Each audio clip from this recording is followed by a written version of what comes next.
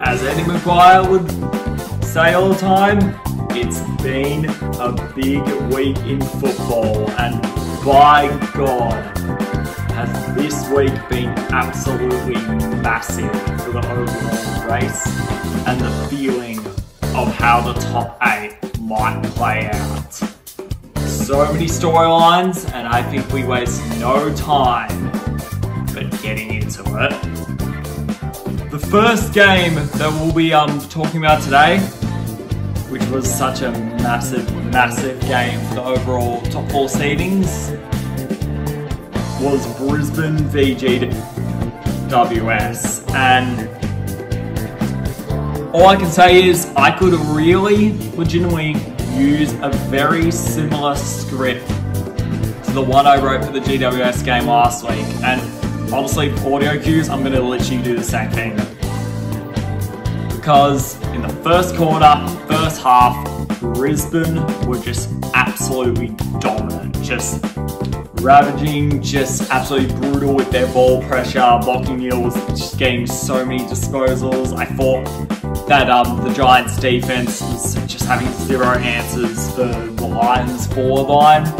And Brisbane, the most informed team in the competition, on 9 wins in a row, were looking to equal the highest winning streak of the season, which was 10 by the Sydney Swans at this stage. And you just thought that they were just so manic, so just brutal with the pressure, and you thought they were about to do it just so easily.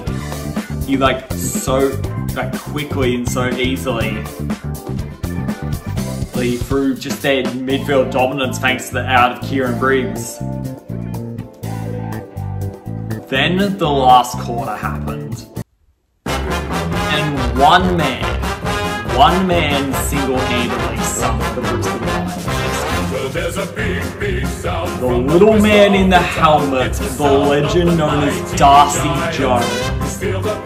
The more taller Lions defenders just couldn't handle this guy as he just slipped around the stoppages, just had ball in hand, did his own thing with the ball, and just scored so easily and so quickly in such a fun and exciting pressure way to watch. And it was just so amazing to see. And Brisbane, the Giants started slowly creeping more and more into this game and slowly taking off the score bit by bit by bit as the quarter was going. But in the last quarter, it really began. And I also thought the Brisbane defenders started really losing the matchup of Jesse Hogan. When you lose that, you're in trouble. And eventually, I think the Giants' just belief in the last quarter came up once again, and once again, the big sound prevailed when it mattered most. And it was just so cool, so funny to see all the Lions fans just screaming for the exits when that overall game was called and when the game ended. So yeah, overall, I think the Giants, this is a massive win for them because it increases the reputation that they are building throughout this season as overall Giant Killers. They aren't just beating you. This is the Carlton game. They have 5 wins in a row since that game. They aren't just beating teams. They are demoralizing them. And it has given me a little more belief in them as a premiership winner again, after I thought that they were done halfway through the season. For Brisbane, it's a tough loss, and you've got to rebound quickly if you're them. Up against Collingwood at the MCG next week will not be easy. But yeah, got to rebound quickly because golden opportunity to get to 10 wins in a row and just unfortunately let it slip. But yeah, the main talking point is all about the Giants. Well, truly. Alright, good starts to this recap. The next game that we will be talking about is North Melbourne v West Coast. In Tasmania, overall, when it comes to the top 8 race, not really much of a dead rubber, but the ending of this game was really interesting, and I actually do want to go into depth on this ending. So North led at one point in this game by 30 points 2 consecutive times. And I know that comebacks are frequent in the AFL this year, and they have been frequent this round. We saw a massive one Friday night and one in literally the game I talked about a minute ago. So it is just frequent in the AFL this year. I'm sorry, I cannot believe what I saw in the last quarter by North Melbourne. You know Raygun? You know that like absolutely horrific Olympic break dancer that went viral all around the internet? They emulated her kangaroo dances quite literally in the final quarter and just absolutely collapsed in on themselves. 4 goals with 4 minutes left they lead by, but the Eagles just belief, determination, and just will to get it done under Jared Schofield showed, and I think North Melbourne made rookie errors that they should be done making as a young team. It is a brutal loss. It is an unacceptable loss for North Melbourne. A massive win for the Eagles, and what a moment for Andrew Gaff in almost in his 300th game to just kick a massive torp, but then Oscar Allen be able to crump through for the winner. That is just so massive to see, but for North Melbourne, it is just, you shouldn't be losing those games. Surely we're at the point of the rebuild where you are done losing those games of football. Surely. And it happened against Collingwood as well. I know there were some rough, umpiring decisions in that one, but still, they coughed up a 40-point lead.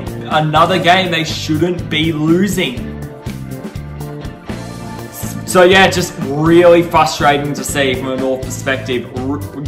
Good to see from an Eagles perspective to see them fight back, and they deserve credit for the win and how they fought back, but God, North really shouldn't be losing games from this point. It is rookie errors. It is baby steps losing that kind of game. Alright, next game we'll be talking about a game with a little more top 4 stakes around it, and a massive game for the seeding. Geelong v Freo. First of all, I need to say it. How good are the Freo retro jerseys?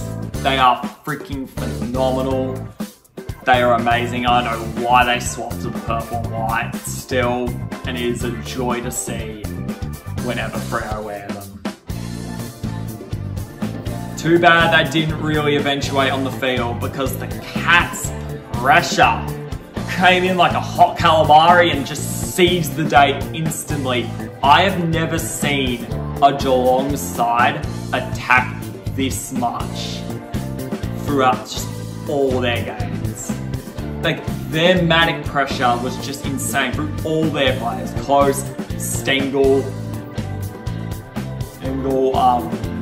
Stewart, Myers, just absolutely phenomenal. And Ollie Dempsey as well, just played terrific. But you know who really stole the game for the Cats when it mattered? Who was the game winner? He's been it so many times in his career. Patrick Dangerfield single-handedly won this game. Now, he made some gaffes in the last quarter, I know. In a brutally tight game, he made some gaffes in this last quarter, I know. But he's single-handed, but he's just calm, steeled resolve from this phenomenal veteran Cats team, was just able to hold strong and get a very, very strong win in the West against a very good Fremantle side who have embarrassed many teams this season. Melbourne. So, yeah, just absolutely amazing from the Cats, and it really shows. I think they are the most trustworthy contender out of everyone, and they're priming themselves. They are priming themselves for a potential late run at this premiership. For Freo, it's a brutal loss, because look at their last two. GWS, Port Adelaide. Both are very hard games from here on out. And all of a sudden, their spot in the 8 is actually in severe peril, which I didn't think we'd be saying. So they've got to get a move on, because I think they're quickly falling down the ranks of legitimate contenders heading into finals, and they really have to start getting to their medal. But for real, I think more should be said about the Cats and how once again this phenomenal football club is doing it again and getting top 4 when it matters. Now on to the Saturday night games, and the next game up we'll be talking about is Melbourne v Port Adelaide. And overall, after the Power had one of the best performances of the year out of any team last week, but destroying the first last Swans by 112 points, just inflicting a loss that Adelaide should not have at this stage of the year. You'd think they'd come in with a Melbourne side that is basically at the snow by now with how they're going and just destroy them, but credit to the Demons. They held strong. This was almost their last stand. They knew that this was the last real chance they had of making finals, and they gave it their all for this fight. Credit. It could have also been Port Adelaide going full Ken Hinkley tradition in this game and playing down hideously to their competition. But Melbourne just played the kind of draggy style that kept them in it. Granted, it was a shit style to watch. It was a terrible game of football to watch, and I'm never going to watch it again after this. But it was a game.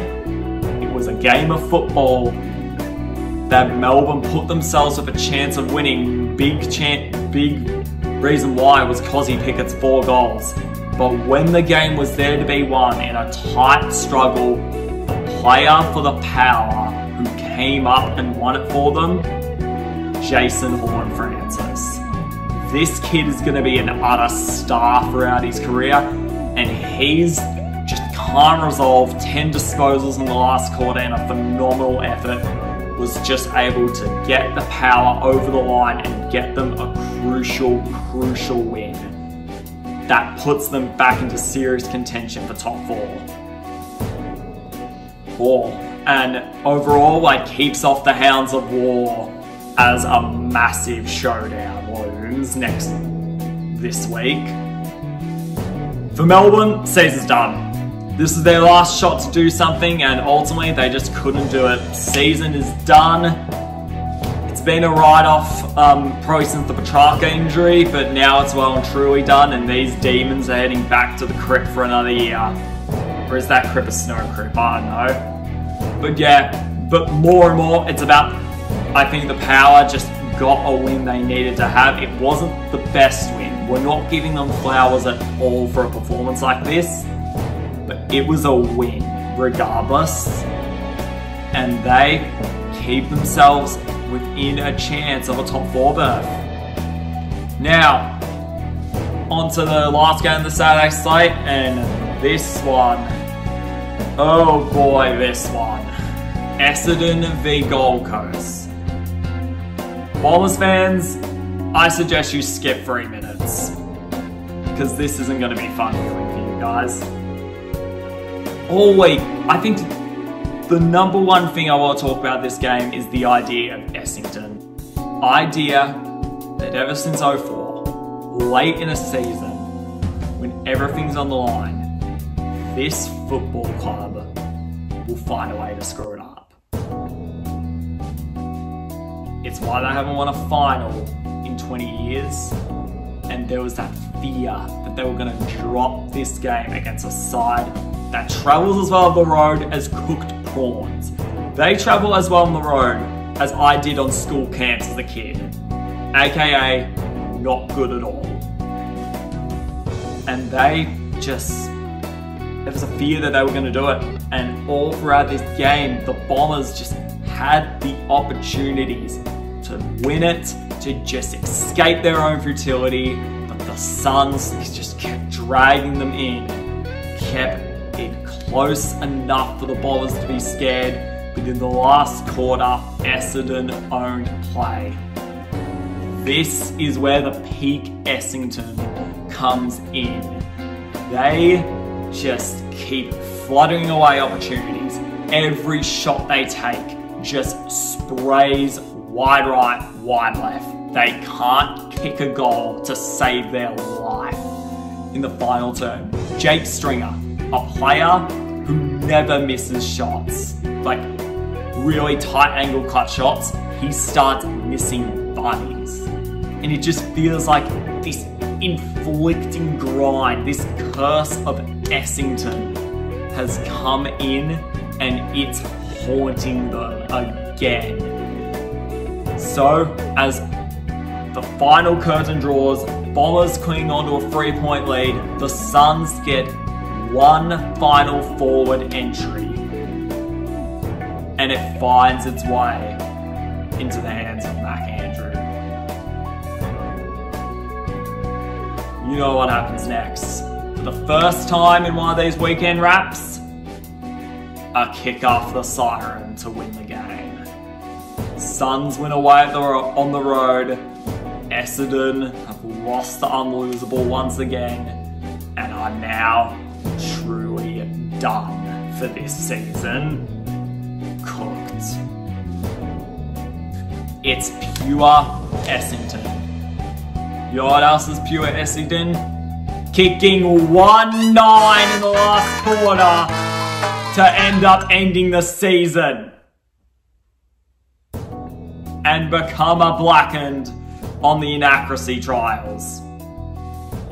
Brad Scott's done some really strong work with this Essendon group, but losses like this that prove why we can't take the Essendon Football Club seriously most of the time, prove that there is still much work to be done to get them back.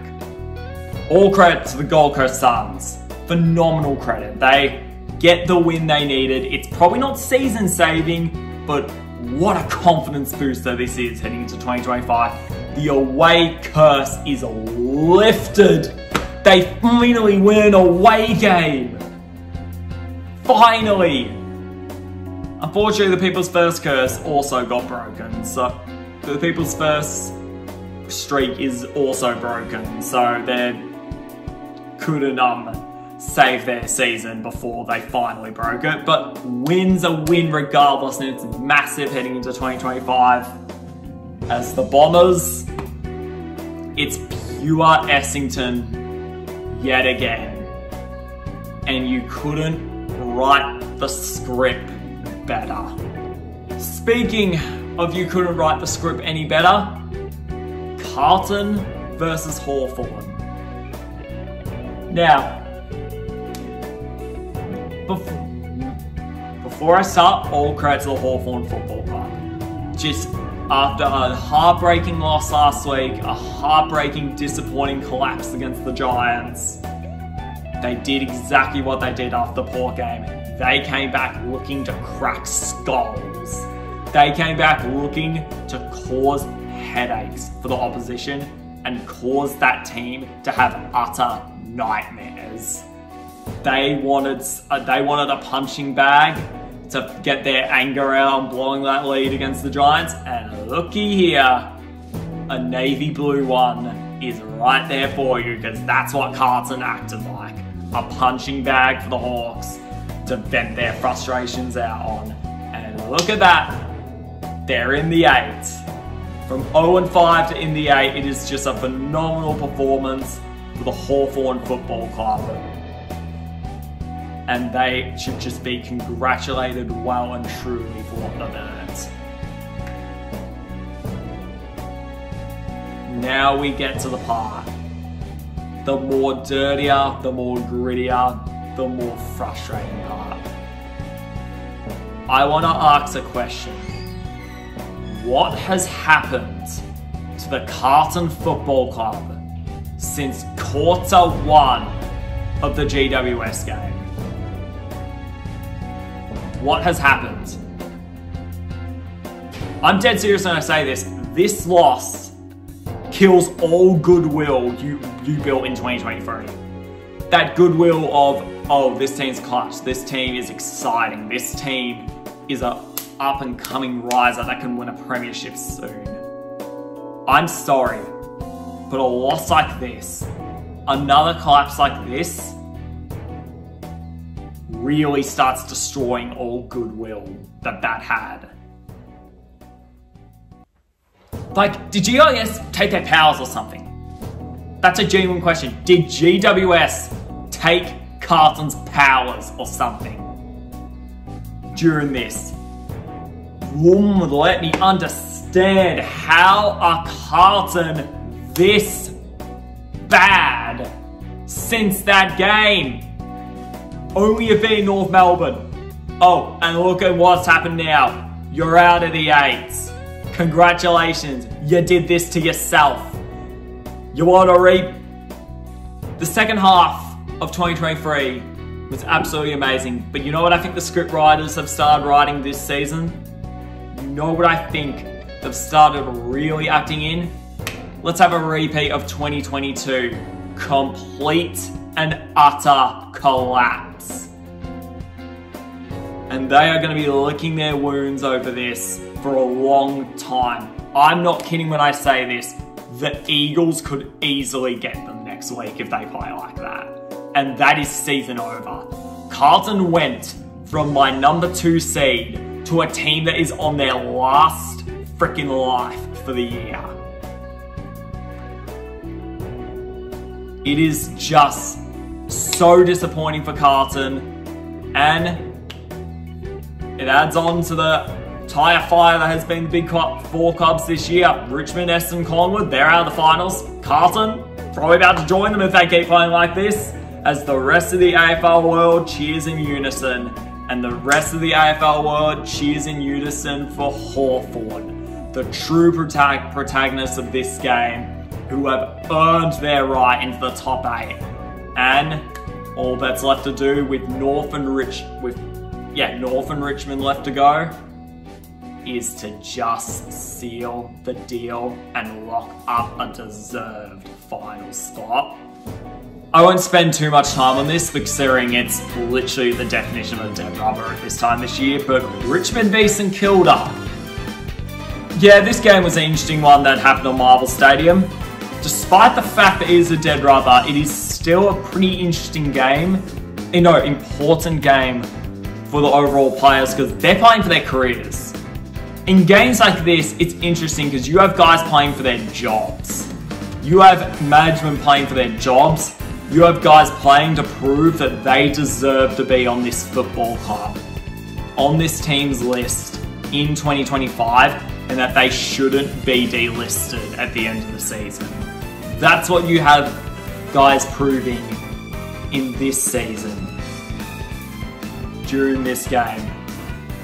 And I'll tell you what, St Kilda better be developing Mitch Owens and Isaiah Wakeham to their peak. They were phenomenal in the last quarter, in a quarter that St Kilda just absolutely took over. They did what they needed to do. Richmond are a team that is literally just waiting it out for their end of the season to come, and they just did what they needed to do. St Kilda took out the trash quite literally and got the job done. Next games will be a lot more harder, and they also aren't going to play finals, but you get the win, and that's what's important, and it just potentially builds some confidence from now. Richmond, it might be a few years on this channel before they're doing anything the way it's going, because this is a brutalist build that is excited to come up for them. I would not want to be a Richmond supporter now. At least you have 2017 and 19 to look back on. And finally, the last game of the round.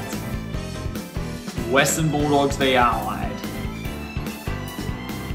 And I could make some interesting comments about, the Dogs just did their thing, just kept them on their march to the top 8. But little did we know, Luke Beveridge, his quirk, his annoying weakness, against a pack of hungry, man-hungry, feasting Crows in front of a brutal South Australian crowd came up once again. Consistency. Now granted, I might give the Dogs a mulligan here. It's a mulligan. With how insane, how white hot this football club was playing, they were bound to lose one soon. And every Dogs fan went into this game with just a little bit of a tight feeling of, this is the game. This is the one they got. Just a bit of a tight feeling about it. And overall, it was. They had no answer for Tex Walker, who wound back the clock. Josh Shelley played absolutely incredible. Right, Phil Ford was taking everything. Isaac Rankin had a phenomenal return. And the Crows just put on a show in their final home game of the year. Well, not final game at Allied Oval. They've still got the showdown this week. But final game, home game with like their main crowd for the year. And overall went off on a positive note on that turn. It shows what they want to build, and it shows what they could have been this season that hopefully they can put in to 2025 with Phil Thorpe, Richarlison and Rankin 100% leading it. But for the Dogs, it's a mulligan. They were white hot, they were bound to lose one eventually, but it also makes you a little more concerned of what could happen in the finals, because you put up a performance like that, you're going to get eaten up by the top teams. So the Dogs' issue, and it's always been this, they have to just put 4 weeks of amazing play together. If they can do that, they can win it. But that's their issue. Put 4 weeks of play together. Oh yeah, and also, one more thing, it didn't help that the Dogs kicked 9-18 to overall just have one of the worst kicking performances of the year and become another blackened in the inaccuracy trials. So yeah, overall, that will do it for another insane weekend of football. A weekend that had pretty much everything to it. Comebacks, chokes, horrific misses, inaccuracy trials. Hell, even the classic dead rubber game was somewhat exciting. It really had everything this week. And overall, to end this one, I have some quick shouts to some veterans who played some massive milestones. Jeremy Cameron, 250 games. Absolutely phenomenal stalwart. Water Dawn Football Club, one of the best forwards in the game. And Jeremy Howe, 250, one of the best defenders. And one of the best high flyers for the Mighty Pies. So overall, heading into the penultimate round of the season, 7 spots on paper are in. You could say that the Dogs and Freo's positions are a little bit shaky at the moment, but I'd say they're probably in. So 1 spot between 2 teams. Hawthorn has pole position. I was going to say Carlton heading into recording, but the more I looked at it, Hawthorn's overall form and the fact that they have more percentage now, I think now puts Hawthorn in pole position. That's how big that win was on Sunday to get the final spot, and Carlton is on their last life of the season. But despite that, there are massive gains for seeding ahead. GWS Freo, loser probably will have to settle for an elimination final position. The showdown is obviously massive every year, and God, so much pressure on Carlton to overall win and just try and stay alive into the final round.